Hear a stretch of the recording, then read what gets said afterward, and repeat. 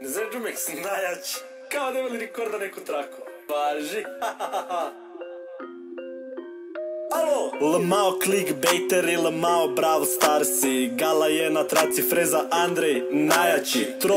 Trolanje i samo lmao, jesam rekao lmao. Idemo na stoka, sandale su sada najjače. Bravo gade debeli, prozivaj druge igrače. Prvi trending, prva pesma, sve u godinu dana. Bravo debeli, pojeo si par sandala. Samo troll, sandale moje, samo zezanje. Samo lmao, samo drama i natjecanje.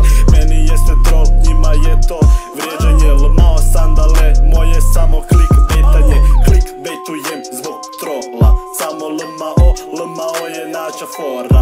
Zato lmao, hvala sandale moje. Sandale najjače, šaljite me kupone, debelom se nešto žvače. Lmao, jesam rekao lmao. Bravo gade debeli, samo pričaš lmao. Sandale lmao, samo trolanje, ma samo lmao. Jesam rekao lmao. Bravo gade debeli, samo pričaš lmao. Sandale lmao, samo trolanje, ma samo lmao. Bum skrapam ne ba, s prvog teka ću pa ću onda. Čekaj. Ovo! Hvala sandale moje, najljepše vam hvala. Zbog vas mogu jesti u Meku baš svakoga dana. 50k saba, hvala vam za sve. Lmao sandale, samo najjače fore. Samo Fortnite, samo Andrej, samo densanje. Lmao gade debeli, jel samo to znaš reć? Lmao, ma samo lmao.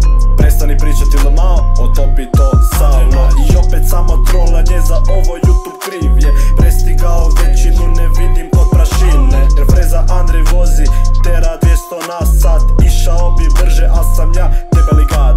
Lmao bravo gade, vrijeđe moderatore. Vrijeđe druge igrače što ne bildaju. Najem ti se lmao, sve je ovo trolanje sandalice. Hvala vam još jednom, hvala vam najljepše. Lmao, jesam rekao lmao.